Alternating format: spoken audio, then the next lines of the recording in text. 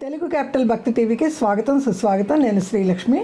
ఈరోజు మనతో శ్రీ శ్రీ శ్రీ శ్రీ ఆనంద శివకామేశ్వరి పీఠాధిపతి, దేవి ఉపాసకురాలు, ప్రవచనకర్త, ధర్మ శిరోమణి అవార్డు గ్రహీత శ్రీ శ్రీ శ్రీ శివకామేశ్వరి ఆనందమయ్య అమ్మ మనతో ఉన్నారు.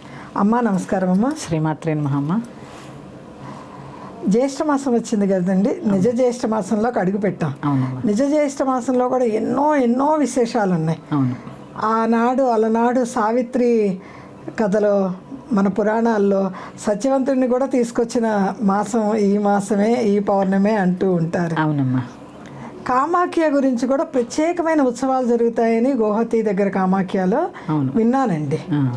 అది మీ ద్వారా తెలుసుకుందామని నా ప్రయత్నం. తప్పకుండా తెలియజేస్తాను. తెలుగు క్యాపిటల్ భక్తి టీవీ వీక్షిస్తున్న ప్రేక్షకులందరికీ శ్రీమాత్రే నమః. చాలా మంచి ప్రశ్న వేశారమ్మా. ఈ కామాఖ్యలో జ్యేష్ఠ మాసంలో ప్రత్యేకించి అమ్మవారి ఉత్సవాలు జరుగుతాయి.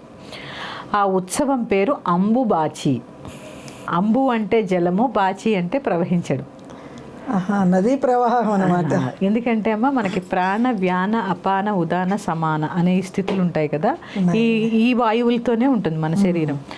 మనకి కూడా ప్రతి నెల ప్రతి స్త్రీకి ఈ రజస్వలలో ఉన్నప్పుడు ఈ అపాన స్థితిలోనే ఉంటాం. నేచర్ కాల్స్ అంటూ ఉంటాం కదా మనం.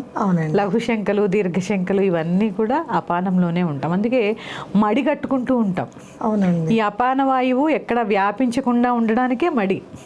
పూజలో కానీ, అన్నం వండుతున్నప్పుడు కానీ ఇట్లా గోచి పోసి ఎందుకు కట్టుకుంటాము అంటే ఆ అపాన స్థితిలో. ఎందుకంటే వాయువులతో నిండి ఉన్న శరీరం, అదేం తప్పు కాదు కదా. శరీరం నుంచి వెలువడేటటువంటి దుర్గంధములు ఆ పూజా మందిరంలో కానీ, వంటగదిలో కానీ వ్యాపించకుండా ఉండడం కోసమే మడి. మడి అంటే దాని వెనక ఇంత అర్థం. మరి ఊరికే ఏదో గోచి కట్టుకోండి అంటే అదేదో చిన్న విషయం కాదండి. అసలు అది ముట్టుకోకుండా ఉండడము అవన్నీ ఒకసారి చెప్పుకుందాము. ఈ అపాన స్థితి అంటే ఇక్కడ అదే కదా, రజస్వల అంటేనే మనకి శరీరంలో ఉన్నటువంటి రక్తము బయటికి వెళ్ళిపోతూ ఉంటుంది. ఈ కామాఖ్య అమ్మవారి యొక్క రజస్వల సమయం అన్నమాట అంబుబాచి అంటే. ఆ సమయంలో 3 రోజులు దేవాలయాన్ని పూర్తిగా మూసేసి 3 రోజులు ఉత్సవాలు జరుపుతారు. 3 రోజులు ఉత్సవాలు జరిపి 4వ రోజు మళ్ళీ గుడిని తీస్తారు. అక్కడ 3 రోజులు మొత్తం మూసేస్తారు. అందుకే కదా మన స్త్రీ కూడా చూడండి, అది ఋతుధర్మం వచ్చినప్పుడు కనపడదు ఎవరికి. ఈ కాలం కాదు, పాత కాలంలో జరిగే ఇప్పుడు కూడానండి కూర్చోవాలి. ఎందుకంటే సహజంగానే స్త్రీ శక్తి స్వరూపిణి. ఆ శక్తి, ఆ రక్తం ఏమవుతుందమ్మా, సృష్టి దాని మూలంగానే కదా జరిగేది. ఈ రక్తం అంతా కూడా శుద్ధి జరుగుతూ ఉంటుంది, మన శరీరం క్లీన్ అవుతూ ఉంటుంది. ఈ చర్మం అనేది రంధ్ర రూపంలో కొంత వ్యర్థాలు బయటకు వస్తూ ఉంటాయి. తర్వాత ఇప్పుడు భాషలో చెప్పుకోవాలంటే హార్మోనల్ ఇన్బ్యాలెన్స్తో, ఆ హార్మోనల్ చేంజెస్ తోటి ఎవరైనా ముట్టుకున్నా, మాట్లాడినా కోపం వస్తూ ఉంటుంది. ఎందుకంటే శరీరం చాలా నీరసంగా ఉంటుంది, కడుపు నొప్పి ఉంటుంది, నడుము నొప్పి ఉంటుంది, కాళ్ళు అవుతాయి. ఎవడైనా పని చేయమంటే ఎలా ఉంటుందండి, ఎంత చికాగ్గా ఉంటుంది. ఇలాంటి స్థితిలో ఆ చక్కగా 3 రోజులు ఒక రెస్ట్ ఇచ్చి ఒక గదిలో ఉంచి చాలా పవిత్రంగా చూసుకుంటారండి. ఇప్పుడేదో అదేదో దుర్వ్యవస్థ కాదు, చాలా పవిత్రంగా 3 రోజులు స్త్రీకి రెస్ట్ ఇచ్చి చూసుకునేవారు. ఎందుకంటే బియ్యాలు దంచేవారు పూర్వం, రోలుతో రుబ్బేవారు. ఇదంతా అది కారం కొట్టుకునేవారు. బియ్యం కూడా అమ్మ ధాన్యం ఎప్పటికప్పుడు దంచుకునేవారు. పిండి కూడా తయారు చేసేవారు తిరగళ్ళతో, అరిసెలకని వాటికని.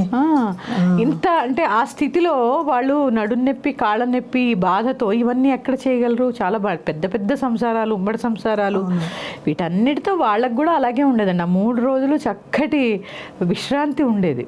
అందుకేనండి పూర్వం ఎవరికి నొప్పులు లేవు. మనకి ఆ కామాఖ్య తల్లి ఏం చెప్తోంది తెలుసా అండి, అమ్మవారు రెస్ట్లో ఉంటే వాతం నొప్పులు ఉండవండి. ఇప్పుడు ఎవరికి చూడండి నడుం నొప్పి, స్పాండిలైటిస్. ఎందుకంటే వాతం నొప్పులు ఎక్కువ, ఎవరికి చూడండి వాతం నొప్పులే.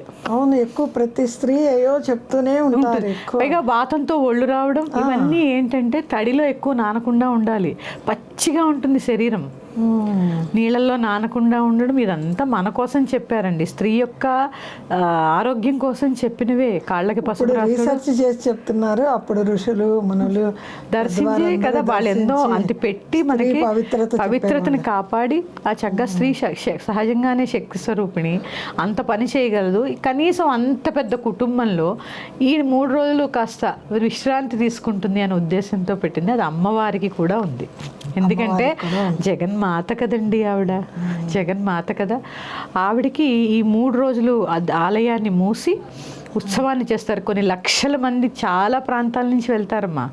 ఆ ఫారిన్ కంట్రీస్ నుంచి కూడా వస్తారు, కంట్రీస్ నుంచి కూడా వస్తారు. కామాఖ్యలో సాధకులు ఒక్కసారి జపం చేసుకుంటే ఆ సాధన చాలా ఫలిస్తుందని కూడా చెప్తూ ఉంటారు. ఇక్కడ ఏంటంటే అమ్మా యూనివర్స్ అదంతా. ఎందుకంటే ఆ తల్లికి సహజంగానే ఉండేటటువంటి ఓర్పు అనే గుణంతోటే కదా సృష్టి అంతా ఉన్నది. ఆ శక్తి ఇంకా చాలా చాలా చాలా వృద్ధి చెందుతుందన్నమాట. అందుకని అమ్మవారికి కూడా ఉంటుంది ఈ నియమం. తర్వాత స్త్రీలు కొన్ని పాటించాలమ్మా ఈ నియమాలలో. ఈ 3 రోజులు ప్రత్యేకించి స్త్రీలకి కొన్ని నియమాలు ఉన్నాయి. స్త్రీలకి అంటే పురుషులకి ముందు. స్త్రీని తిట్టకూడదు. ఏ ఇంట ఇక్కడ కామాఖ్యలో ఉత్సవం జరుగుతున్న 4 రోజులు స్త్రీని దూషించడం కానీ స్త్రీని ఏడిపించడం కానీ చేయకూడదు.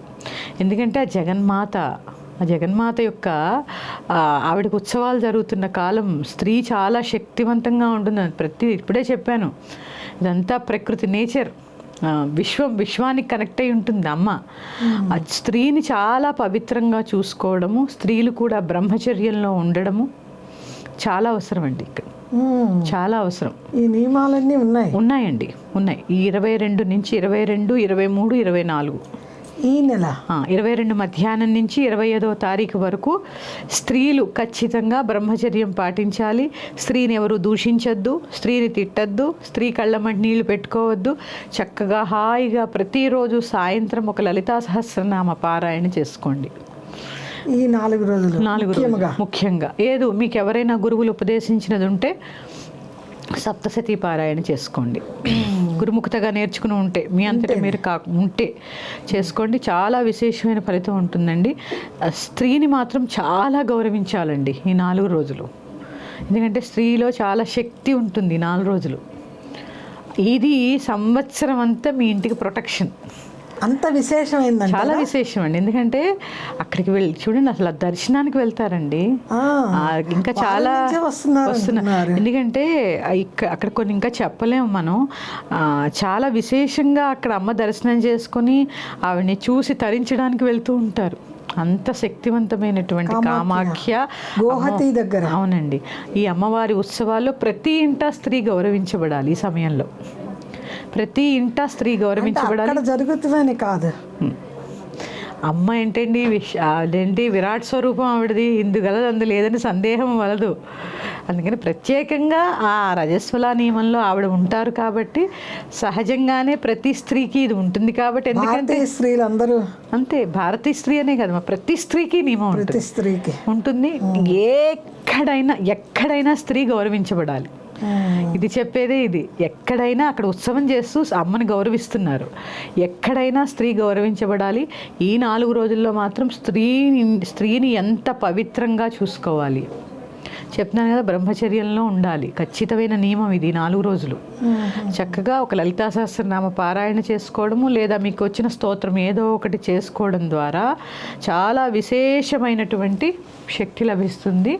ఈ అంబుబాచి ఉత్సవానికి మీకు ఏదైనా అవకాశం ఉంటే మీరు వెళ్ళగలిగితే వెళ్ళొచ్చు, వెళ్ళి దర్శించవచ్చు. అంత రష్లో ఎందుకు అనుకుంటే మళ్ళీ ఎప్పుడైనా కూడా అమ్మవారిని దర్శనం చేసుకోవచ్చు. భావన మాత్రం సంతృప్తి. ఎందుకంటే లక్షల మంది వస్తారమ్మా, అక్కడ లక్షల్లో ఉంటారు. ఇప్పుడు చాలా మంది కామాఖ్య వెళ్ళి దర్శనం చేసుకుని వస్తారు. మళ్ళీ ఒకసారి మనం కామాఖ్య గుడి యొక్క విశేషాలతో అమ్మవారి గురించి చెప్పుకుందాం. మరొక అంశంతో మీ ముందుకు వస్తాను. శ్రీమాత్రే నమః.